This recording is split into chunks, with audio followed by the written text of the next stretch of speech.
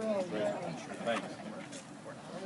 My name is Henry Baer. I am the Executive Director of AFSCME Council 31, which is the collective bargaining representative for the employees here at Murphysboro. And we are here today because COGFA is holding its hearing on the advisability of closing Murphysboro Youth Center. We believe that the governor's decision to close Murphysboro is extremely ill-advised. Murphysboro plays an important role not only in the juvenile justice system of the state, but it's important here to the local community, both for the services that it provides and for the jobs that it provides. Murphysboro can ill afford to take the economic hit it would take if the governor's plan goes forward. So we are here today to testify before COGFA to tell it that it should reject the governor's proposal. Its recommendation should be to keep Murphysboro open. And we are here also to tell the legislators that we do need a supplemental appropriation to make sure that there are sufficient funds to keep Murphysboro open through the rest of this fiscal year. There is no question that the budget that was passed by the General Assembly is insufficient. There's not enough money in it. But the solution to the problem is to reallocate the money so that Murphysboro can continue to operate. And that's what we're going to be talking about here today. We have with us here today a number of elected officials, all of who want to say a few words. First, the mayor of Murphysboro, Mayor Ron Williams. Mayor Williams. Good morning. Obviously our concern is that the threat to the community is we're going to take jobs from the community, hurting our neighbors, our friends, those that we've known for many, many years. It is ill-advised and it doesn't make sense to close one of the newest facilities in the juvenile justice system. This is a modern facility, extremely well maintained, and it's very important to our economy here. Everything that is paid out here trickles down through the economy many times. Murphysboro can't stand many more hits like this. Southern Illinois, this area is at 9.9% unemployment. This is just a really harsh blow for the city of Murphysboro, and we're going to encourage COGFA to recommend that this facility stay open. Thank you. Next, we're going to ask Senator Dave Luchterfeld to say a few words. Senator Luchterfeld. You know, today we had the meeting with COGFA. I feel good about their recommendations. They will support us on this issue. The real key to all this is going to be the veto session, which is coming up, and just where the governor's at, what he wants out of all this, and of course then Madigan and Cullerton, who run the Senate and the House, just where they're at. So the real decision obviously will be made at that time.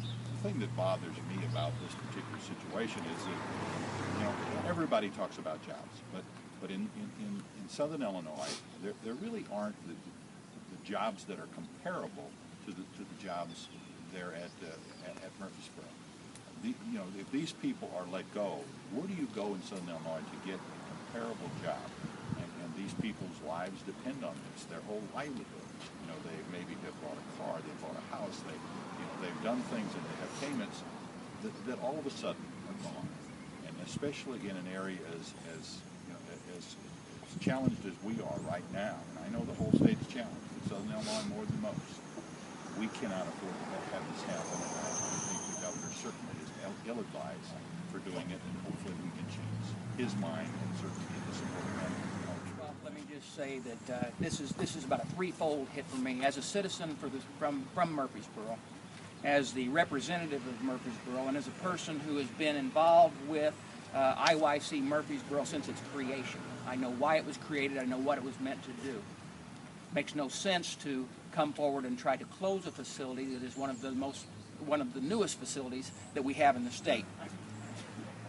It is a political game, and my problem that I have is that the governor is playing the people of my community and my region and using them as pawns to advance a cause that he knows good and well we can straighten out by bringing us together, not by scaring people and going through this. I will and am testifying before COGFA. I've already called many of them. I believe that they will truly see that Murphysboro, it is very ill-advised to close it. Also, when we're dealing with Chester Mental Health later today, the same situation. It is our job to argue, to come forward, explain our case to them, and hopefully then they will join us in the cause of telling the governor very straightforward that we don't know what criteria he's using for closing these facilities. We just know that he's trying to use it politically to advance his cause. And it'll be interesting to see and hear today what everybody has to say. We're going to do everything we can to make sure the facility stays open. Thank you, Representative Boston. As you'll see, we have bipartisan support for keeping Murphysboro open. It's important to recognize that COGFA's recommendation is only an advisory one. The governor could, if he chose, ignore the recommendation. So while its recommendation is important, the key is going to be the reallocation of resources and the supplemental appropriation in the veto session, which of course will take bipartisan support, because you need a 3/5 vote in the veto session in order to get the money reallocated. And in addition to the two elected representatives from Springfield we've already heard from, we have two more, the next being Representative Brandon Phelps. Thank you, Henry. I'm here today mainly in support, not only with AFSCME and these families, but also with this community and our region. As you all know, I believe in regionalism more than anything. When one community prospers, we all prosper. When one community hurts, we all hurt. I have a lot of people from my district that work in this area, and this affects all of Southern Illinois, where the governor likes it or not. So I'm here today mainly in support. I'm going to do everything I can on my side to make sure that we get the votes, to make sure that this doesn't happen. But more than anything, I just want COGFA to figure out and know today that this is absolutely the wrong thing to do. We don't put families in a cons in the game in a budget crisis. Where the government's supposed to protect us, not punish us. And that's why I'm here today, to make sure that not only on the Republican side, but also on the Democrat side, that we're here together to make sure that we have a common cause that this is wrong. So with that, I'm going to do everything I can to support everybody here, and I appreciate you having me.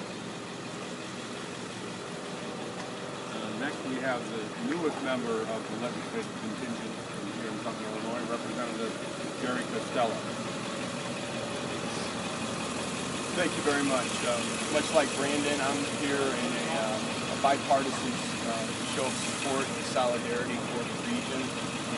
My true concern is what I view as an economic disconnect between Chicago, Springfield, and Southern Illinois. I'm here for the people of Southern Illinois, for, as Senator Lechterfeld said, the good quality jobs which we currently have at the Murphysboro facility. And I'm here to testify in front of the COGFA committee, show solidarity